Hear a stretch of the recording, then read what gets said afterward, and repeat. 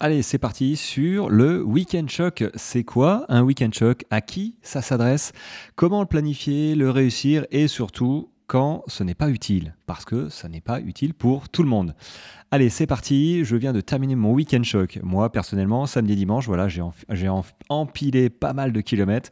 Mais en vrai, c'est quoi un Week-end Choc? Alors, je vais te parler avec mes mots, hein. Évidemment, le principe, il est simple. C'est tu prends le volume que tu ferais normalement dans ta semaine, hein, pour te donner un ordre d'idée, hein, une règle générale, et tu le concentres sur 2 à 3 jours, plutôt en fin de semaine. Moi, personnellement, je le concentre sur 2 jours, ce qui donne un week-end, d'où le nom Week-end Choc. Alors, globalement, si tu fais, allez, je ne sais pas, 60 kilomètres dans ta semaine, en termes de volume kilométrique hebdomadaire, eh ben, tu concentres 60 kilomètres, règle générale, sur 2 jours, samedi et dimanche. Pareil pour le dénivelé, si tu prépares une course de, je ne sais pas, allez, 3000 mètres de dénivelé, ben, peut-être que effectivement faire 1500 mètres à 2000 mètres maximum le samedi et le dimanche, c'est pas mal. Pourquoi? L'objectif de ça, c'est de reproduire en fait les sensations de fin de course. Très clairement, tu as les jambes lourdes, tu as la fatigue mentale, tu as des erreurs de peut-être de stratégie pardon, alimentaire. Tu as juste, et ça me fait penser à ma course de ce week-end, hein, tu as juste un moment plus envie de courir.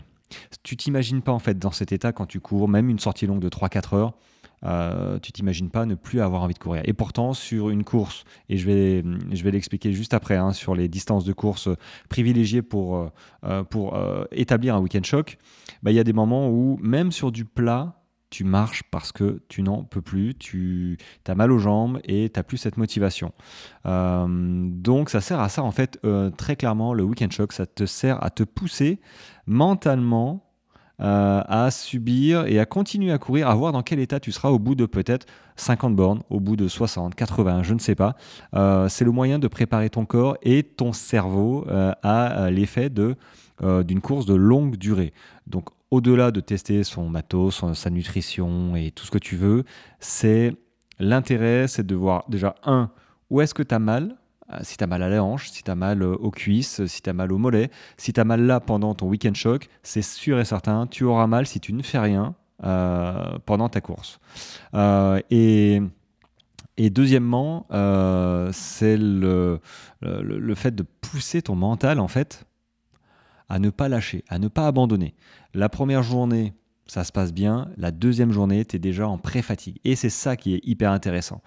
C'est d'être en pré-fatigue, ça simule une fatigue musculaire et même mentale, en fait, qui va t'arriver au bout de 30, 40, 50 km sur ta course. Et c'est là où, tiens, comment je réagis?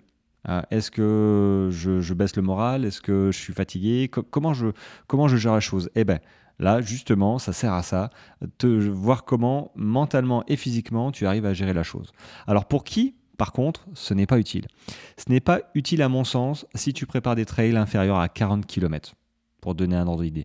Donc à partir de 45-50 km, un week-end choc, c'est à mon sens opportun, voilà, pour vraiment te préparer au mieux, te pousser, parce que 45-50 km, ok, on n'est pas loin des 40 km, mais c'est vraiment pour donner un ordre d'idée, hein, tu peux très bien faire un 40 km, mais à mon sens, un 50 km, tu vas passer plus de temps en fait sur ta course. Et physiquement, du coup, et mentalement aussi, ce sera beaucoup plus difficile. Donc, moi, j'ai envie de dire, si tu as un plan structuré, des sorties longues bien dosées, avec un bon travail peut-être en dénivelé ou spécifique à la course que tu prépares, ben, clairement, tu n'as pas besoin d'aller peut-être t'exploser sur 2 jours. Tu vas mettre peut-être un petit peu trop de temps à récupérer, tu vas perdre un petit peu d'influx nerveux et compromettre un petit peu peut-être ta récupération. Parce que un plan d'entraînement sur 40 km n'est pas le même qu'un plan d'entraînement sur 60, 80 ou 100 km. Donc il faut apprendre à s'économiser quand il y a besoin de s'économiser. Maintenant, si si tu veux faire un week-end choc pour un 40 km, bah, ça marche aussi. Voilà, ça marche aussi, mais il faut l'établir à son juste niveau. Voilà. Alors quand? Le titre, c'est quand et comment planifier ton week-end choc. Parce que je vais aussi faire une newsletter, hein, que tu pourras télécharger dans la description, et je la mettrai aussi dans le premier commentaire épinglé de cette vidéo. Quand et comment planifier ton week-end choc. Alors un week-end choc, clairement, toi, ça va te demander quand même une grosse semaine de récupération.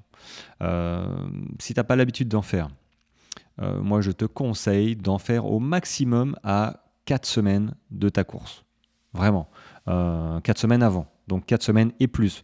Donc on ne fait pas, à mon sens, de week-end choc à 3 semaines de la course. Parce que, point de vue récupération, 3 semaines plus tard, tu n'as pas forcément récupéré au maximum. Donc 4 semaines minimum. Moi, ma course, le Tarn Valley Trail, c'est dans, je regarde, c'est dans 1, 2, 3, 4. C'est dans 4 semaines. Donc mon week-end choc, je viens de le faire.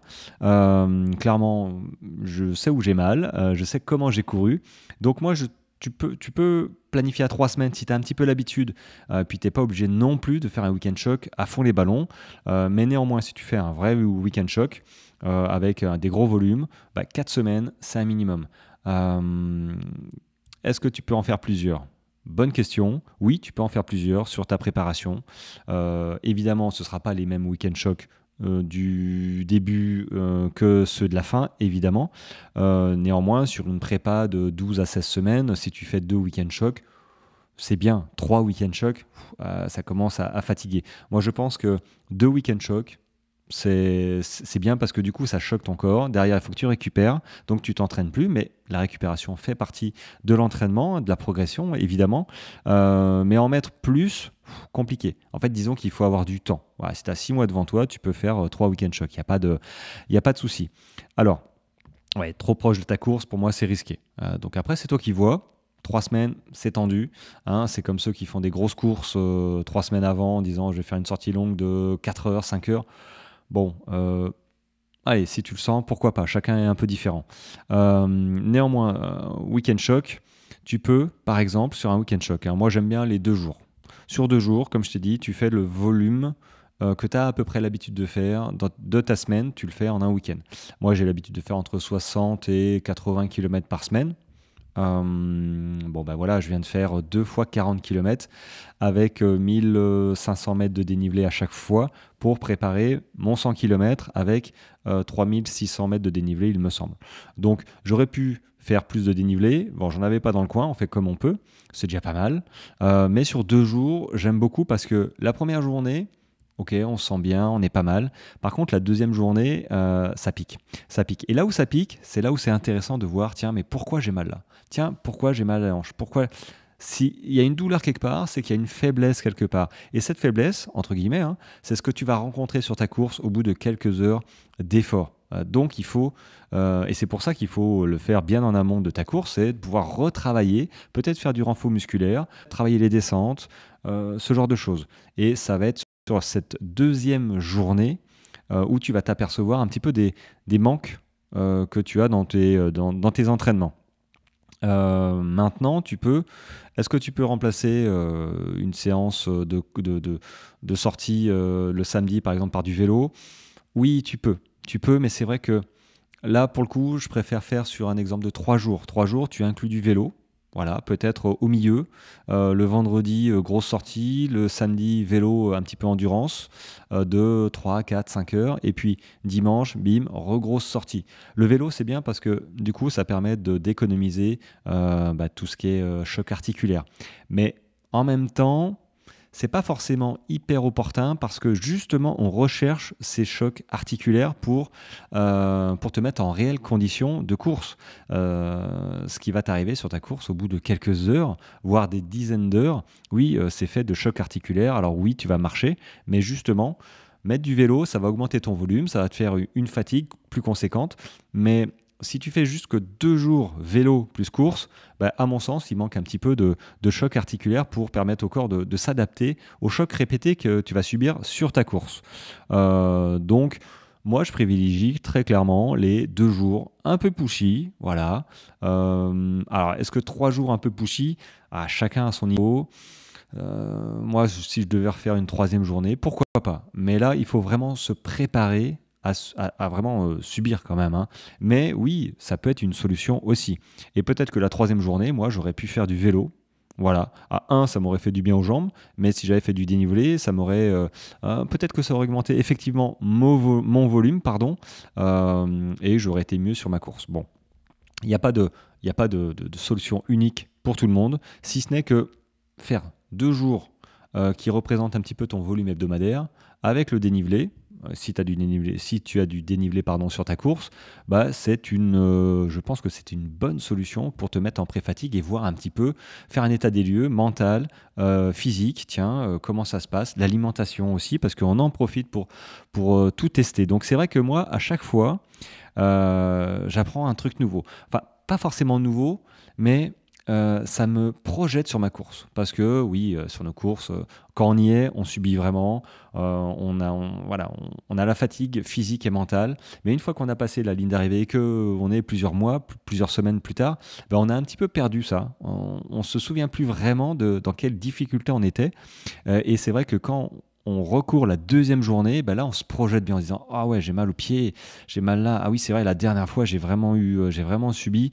Donc c'est bien de faire ces week-end shocks parce que du coup ça te reprojette sur les difficultés que tu avais eues la dernière fois et ça te prépare mentalement à peut-être subir la même chose ou tout du moins changer quelque chose pour ne pas subir autant. Donc moi j'ai trouvé par exemple l'hydratation. C'est vrai, l'hydratation entre le jour 1 et le jour 2, bah, c'est un game changer, très clairement. Je me suis levé, moi, le deuxième jour, un dimanche matin, j'avais pas mal. J'avais mal nulle part, les tendons, ligaments, tout allait bien. Alors, je dis pas que j'étais pas fatigué, parce que dès que j'ai commencé à courir, bon, ok, je sentais que j'avais les jambes lourdes, tu vois. Mais j'aurais mal géré mon hydratation entre la veille et le deuxième jour. Ouais, j'aurais eu des courbatures, c'est certain. Et le pouvoir du mental, parce que effectivement, je me suis surpris moi-même à gambader, à terminer comme une balle cette deuxième journée, comme si je terminais un 20 km trail à fond les ballons. Donc c'est vrai que c'est surprenant parce que bah oui, j'avais déjà 40 bornes, plus 40 quasiment, j'avais 80 km dans les jambes en 2 jours, et ça m'a pas empêché de terminer comme un gazier. Ceci étant dit, je l'ai payé aujourd'hui, hein, j'enregistre cette vidéo, on est lundi, je me suis levé, alors déjà quand je suis sorti de la voiture, au niveau des quadris, ouais, bah, j'ai pas l'habitude de courir très vite, très longtemps.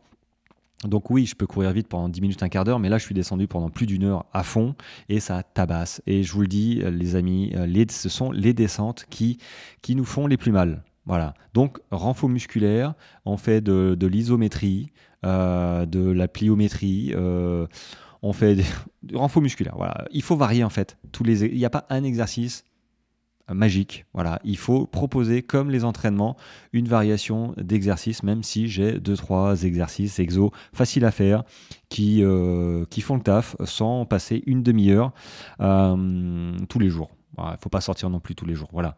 Allez, j'ai pas parlé de la récup. Si, j'en ai parlé un tout petit peu. La récup, en fait, assez nettement, hein, c'est une grosse journée. Je ne sais pas si tu en as déjà vécu un week-end choc. Ça t'impacte mentalement et physiquement. Et mentalement aussi. Genre, hein, voilà.